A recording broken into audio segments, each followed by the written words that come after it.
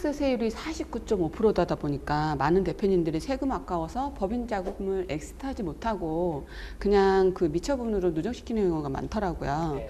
근데 법인의 잉여금을 세금 없이 가져올 수 있는 방법이 있다고 해서 오늘 그 부분에 대한 설명을 들어보도록 하겠습니다. 네. 설명해 주시겠어요? 네. 대표님이 법인을 설립한 이유는 절세하기 위한 그런 이유가 많았을 겁니다. 그런데 실제로 절세는 하되 내 월급 이상은 가져가지 못하는 경우가 굉장히 많고요. 네. 나머지 이익금을 환원하는 방법을 모르는 경우가 참 많아서 거기에 대한 설명을 좀 잠시 드려보도록 하겠습니다. 네. 이익금이 발생되는 이유는 표에도 나와 있듯이 단기 수익이익이 생기면 그것을 배당이나 다른 처리를 하지 않게 됐을 땐 미처분 잉여금으로 계속 쌓이게 되겠죠. 그렇게 쌓이는 것이 한두 해, 서너 해는 괜찮습니다. 하지만 그것이 10년, 20년이 쌓이는데 한 번도 배당도 하지 않는 경우는 미처분 잉여금이 2, 30억에서 많게는 8, 90억, 100억이 넘는 경우도 비일비재합니다. 그것이 이제 문제가 되겠죠. 무슨 문제냐? 세금 문제가 발생을 하게 됩니다. 이익잉여금이 많이 쌓이면 이제 세금과 문제가 연결된다고 했는데 사실 전 개인적으로 갑자기 상속이 발생했을 때 비상장 주식도 상속 재원에 포함이 된다는 것 때문에 문제가 가장 크다고 생각을 하는데요. 잉여금이 많으면 어떤 세금이 발생하는지 설명해 주시겠어요? 네. 잉여금이 쌓이게 됐을 때 만약에 법인이 청산, 그러니까 문을 닫게 되는 상황이 올 수도 있겠죠. 그랬을 땐 언젠가는 그랬을 땐 미처분 잉여금은 주주의 배당으로 가게 되겠죠. 그렇게 된다면 그 해 문을 닫았을 때 받았던 월급 근로소득에 플러스해서 미처분 잉여금이 전부 배당으로 소득으로 잡히게 될 텐데 2천만 원 이상인 예를 들어 한 70억 정도가 남아 있었다면 100% 주주시라면 약 거의 70억이 전부 배당, 그 해 종합소득으로 계산이 되겠죠. 그랬을 땐 세금이 어마무시하게 나올 것 같고, 두 번째는 양도가 있겠죠. 문 닫으려니까 너무 비용이 많이 든다라고 하면 누군가에게 지분을 팔거나 회사를 넘겨야 됐을 땐 양도소득세가 발생을 하게 됩니다. 그때는 기업 가치를 평가해서 약 22% 정도의 세금을 내고 해결을 해야 된다면 기업 가치가 많았을 땐 굉장히 많은 세금을 내고 정리를 해야 되는 상황이 발생을 합니다. 세 번째는 그것도 어렵겠다 생각되면 가족들한테 증여를 하게 되겠죠. 사실 증여세는 양도세보다 훨씬 많습니다. 50% 최대까지 나오기 때문에 그것이 사실은 세금을 가장 많이 내는 것이다 라고 생각해도 과언이 아닐 것입니다. 물론 상속이 더 많이 나오겠지만요. 현 정부가 법인세 최고 구간을 내린다고 하더라고요. 25에서 다시 21호. 그렇게 돼서 어쨌든 미처분 이익이익 과세 추진에 대한 이슈가 있는데 이 부분에 대해서 설명해 주시겠어요? 네. 일단 법인세를 낮추는 건 우리 같은 작은 중소기업은 적용이 안 되겠죠. 그렇죠. 대기업에 관련된 것일 3,000원 거고. 넘어야 네, 되니까. 맞습니다. 유보금, 방금 말씀드린 대로 미처분 잉여금은 아직 세금이 해결되지 않은 채로 회사에 쌓인 돈입니다. 그러다 보면 그 돈에 대해서 돈이 돌지 않는다는 문제점들이 좀 발생한다고 정부는 바라보고 있고요. 그래서 거의 일부라도 돈이 돌게 만들도록 거기에 대한 과세를 계속 과거 정부서부터 계속 해왔습니다. 아마 올 정부도 그런 일을 또 한번 진행을 하게 될 것인데 할 것 같으세요? 최근에 예를 들어서 2년 전에 있었던 개인유사 법인 그 배당에 대한 부분들이 이슈가 됐었지 않습니까? 사실 기획재정부에서 진행을 했었던 것이고 사실 행정당국인 기획재정부는 정부하고 상관없이 그 유보금들을 빼려고 하는 생각들을 계속 가지고 있었어요. 그리고 최근에 그 일이 있었고 유보가 되었지만 없앤다라고 얘기하지 않았고요. 보류한다라고 얘기를 했었죠. 새로운 상황들 좀 적용을 해서 뭐 세율을 낮춘다거나 아니면 비율을 낮춘다거나 하더라도 그건 적용이 될 거라 생각이 돼서 혹시라도 혼자 주주이거나 그런 문제점이 있다면 빨리 주주를 좀 분산하는 것도 방법이라고 생각이 듭니다. 이익금 환원 방법에 대해서 한번 그러면 설명을 좀 부탁할게요. 이익금 환원 방법은 주체별로 다르겠죠. 회사는 이 주식을 가지고 있는 주주가 있을 것이고요. 또 회사를 운영하는 임직원이 있을 것이고 나머지는 그 그러니까 회사를 운영하는 데 도움을 줬었던 특허권을 가지고 있는 발명자 이렇게 세 부류로 나눌 수가 있을 것 같아요. 주체에 따라 뭐 그렇습니다. 달라지는 거네요. 네네. 먼저 임원들은 네. 급여나 상여를 받게 되겠죠. 네. 근로소득세가 적용이 될 것이고요. 네. 퇴직금을 받을 수 있을 것이고, 그리고 정관상에 내용이 남겨 있다면 유족 보상금을 받을 수 있을 것입니다. 이것이 네. 각각의 세율이 다르기 때문에 네. 이걸 잘 활용하는 것이 중요하다고 생각이 들고요. 낮은 세율로 유도를 하면 좋은 거니까. 맞습니다. 네. 아무래도 급여 상여가 가장 높은 세율일 수가 있다 보니 그 점이 있을 수가 있겠고요. 네. 두 번째는 주주에게 주어지는 권리가 있죠. 네. 배당을 통해서 이익금을 받을 수가 있을 것이고요. 네. 각각의 자본거래, 예를 들면 감자나 뭐 소각 네. 등을 통해서 그런 형태로 이익금을 환원할 수가 있는데, 여기서 주의할 점은 자기 주식을 통해서 목적을 분명히 하고 소각을 할 수도 있지만 네. 그렇지 않은 방법들을 요새 많이 쓰고 있기 때문에 그런 걸 통해서도 또 이익금을 환원할 수가 있을 것이고, 네. 마지막으로 발명자는 네. 그 발명한 내용, 특허나 산업 재성화 등을 포함해서 네. 그 내용을 회사에 빌려줄 수가 있겠죠. 네. 그럼 거기에 대한 대가를 받을 수가 있고, 네. 그걸 아예 넘기는 매각을 하게 된다면 네. 거기에 대한 대가를 또 받을 수가 있을 것입니다. 네. 특히 그 경우는 필요경비 60%를 적용받아서 세금을 좀 피할 수 있기 때문에 굉장히 좀 유효하게 활용할 수 있는 이익금 환원 방법 중에 하나라고 볼 수 있습니다. 네. 법인 소득이 10억이다라고 가정을 하고 나서 각 소득 종류에 따른 세금을 어떻게 부과하는지 말씀해 주시겠어요? 미처분 잉여금이 몇십억 있을 경우 한 10억 정도는 회수해 올 수도 있겠죠. 네. 그럴 때 예를 들어 드린다면 네.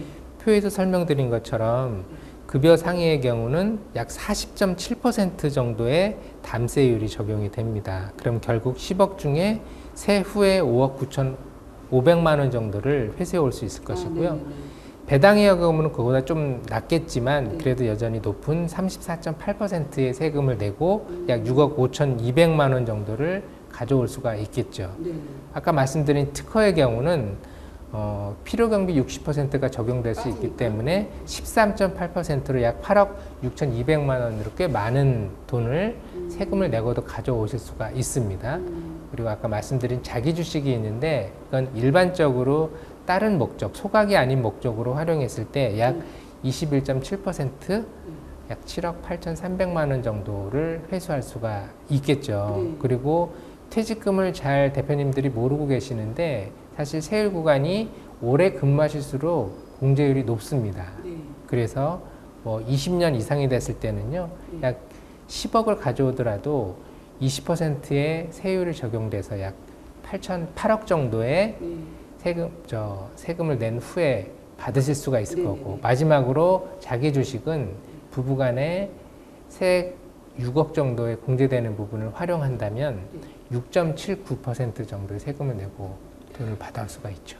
그럼 법인 소득 10억에 대해서 자기 주식, 특허, 퇴직금을 이제 가장 좀 세율은 조금 내고 많이 했을 수 있을 것 같은데, 이 중에서 자기 주식 소각은 약간 지금 논란의 소지가 많잖아요. 네, 말씀드린 대로 세율이 작기 때문에 그걸 네. 활용해서 가지급등을 해결하기 위한 그런 방법으로 많이 활용하세요. 네. 그런데 잘못된 컨설팅을 받으시면서 발생하는 것이, 네. 대표님 가지입금을 해결하기 위해서 사모님한테 증여하고 네. 한 두세 달 후에 다시 그 돈을 바로. 빌려준다거나 아니면 다시 증여를 또 역증여를 한다거나 하는 무리한 방법을 써서 누가 보더라도 세금을 피하고 가지금을 해결하려고 한다는 문제점들이 발생하게 됐죠. 그런 문제가 바로 자기 주식 소각에 대한 논란거리가 네. 야기되게 된 상황이라고 보시면 될 것 같아요. 네. 우리나라 소득은 인별과세니까 네. 그래서 가족을 많이 이렇게 분산해서 하면 세금 절세가 많이 될 텐데요. 네. 소득 분산으로 절세할 수 있는 방법에 대해서 말씀해 주시겠어요? 네. 먼저 아까도 말씀을 드렸지만 종목별, 세목별로 네. 세율이 다르다는 걸 활용을 하신다면, 대표님이 그동안에는 급여만 받으셨다면 네. 그것을 퇴직금으로도 좀 받으시고, 그리고 특허권이 있으시다면 양도로도 좀 활용을 하시고, 네. 배당도 2천만 원까지는 15.4%의 분류가세를 적용받기 때문에 네. 그걸 활용하시는 것도 좋으시겠죠. 네. 또 하나는 자녀분이나 사모님께서 같은 회사를 다니고 계시다면 네. 임원으로 등재를 하셔서 네. 퇴직금을 좀 더 받을 수 있는 것도 활용할 수가 있으니 그런 부분을 좀 다양하게 활용하셨으면 좋겠어요. 네. 양도소득하고 퇴직소득세는 종합소득세에 합산되지 않고 분류가세 되니까 이 네. 부분을 잘 활용하면 좋으실 것 그렇습니다. 같습니다. 그럼 법인 기업의 이익금 환원 방법 중에서 주주 분산 절세에 대해서 안내를 좀 해주시겠어요? 네, 제가 좀 이해하기 쉽도록 표로 보여드렸는데요. 네네네. 100% 지분을 가지고 계신 대표님들 여전히 많으세요. 네. 그 경우에는 아까 말씀드렸듯이 회사를 정리하는 과정에서나 양도하는 과정에서 혼자 세금을 다 맞아야 되는 경우가 있지만 네. 미리 사전에 증여를 하시게 되면 예를 들면 표에처럼 네. 가족이 25% 주주로 네. 분산이 되어 있다면 네. 혼자서 주주시고 2억 원어치를 배당받거나 아니면 급여를 받았을 때 세금보다 네. 네 분이서 급여를 쪼개고 퇴직금도 적립하고 네. 배당을 한 3,500만 원씩 받게 된다면 네. 세율 비교했을 때 약 절반 정도 차이가 난다고 보시면 될 것 같아요. 네. 그뿐만 아니라 네. 자녀분들한테 지분을 사전에 값싸게 증여한 다음에 네. 배당을 하거나 해년마다 쌓이게 되는 그런 재원들을 확보해 준다면 네. 10년에 한꺼번에 증여를 해서 나오게 되는 세금에 비해서 네. 화면처럼 약 한 3,780만 원 정도의 세금을 아끼는 효과도 같이 누릴 수가 있으니 네. 이걸 활용하는 당연히 지분을 좀 분산하는 게 훨씬 유리하시겠죠. 효과가 장난이 아닌 것 같아요. 장난이 아닙니다. 6월 23일부터 사실 그 국세청이 가업승계 지원을 할 수 있는 센터를 만들었더라고요. 예, 각 지방청에. 예, 이제 그걸 실시를 한다고 하는데 가업승계에 대해서 이런 데까지 디테일하게 절세를 과연 해주실지 예, 좀 의문이 듭니다. 네. 그 다음은요, 법인 이익금 환원 방법에 있어서 낮은 퇴직금 절세 방법에 대한 부분 설명해 주시겠어요? 네, 그것도 좀 이해하기 쉽도록 제가 화면에서 좀 정리를 네네. 해본다면 제가 지난해 가을에 상담을 드렸었던 대표님의 예를 좀 드려볼게요. 네. 전주에 계신 회사 대표님이셨는데 네. 가지금이 좀 있어서 연봉을 좀 많이 받으시고 계셨어요. 네. 2억 4천만 원을 만약에 근속연수 20년간 근무하시고 나서 퇴직금을 정리해드려야 되는 상황이 있었습니다. 그때 계산을 해보니 약 퇴직금이 13억 9,200만 원. 이 역시도 정관에 잘 규정이 되어 있을 때를 전제로 한 것입니다. 그렇죠. 없으면 한 배수. 맞습니다. 계산을 해봤더니 퇴직세율하고 소득세율이 약 2억 8천만 원 정도 차이가 발생하는데 그거는 세율이 달랐기 때문입니다. 담세율이 22.5%면 원래 5억 이상일 때 내야 될 세율인 45%의 네. 거의 절반 정도라고 보시면 될 거고요. 네. 그 세율 차이가 약 2억 8천만 원의 세금을 더 내느냐 덜 내느냐의 차이가 되는데 네. 여기서 왜 세율이 이렇게 적어지게 됐냐면 네. 근속연수공제 네. 부분이 20년을 근무하셨기 때문에 네. 그 세율이 굉장히 많이 빠졌던 것이죠. 네. 그래서 근무를 오래 하실수록 유리하다라고 네. 이해를 하시면 될 것 같습니다. 네. 잉여금을 세금 없이 가져올 수 있는 방법에 대해서 오늘 이야기를 나눴는데요. 마지막으로 좀 설명해 주실 게 있다면요. 많은 대표님들 회사에서 네. 지분을 분산하지 않거나 네. 직원들 가족이 근무를 하고 있음에도 네. 그 임원으로 등재하지 안 한 경우가 참 네. 많습니다. 맞아요. 그런 경우를 좀 감안한다면 네. 미리부터라도 네. 가족들을 임원으로 좀 등재해서 퇴직금도 좀 더 적립할 수 있도록 네. 해주시고 네. 지분을 기업 가치가 한 해라도 적었을 때 네. 분산시켜서 네. 지분을 분산한 다음에 네. 매년마다 배당 정책을 좀 실행하셔서 네. 그게 금액이 크든 작든 간에 혼자서 배당을 2천만 원 받는 것보단 작은 금액으로 네.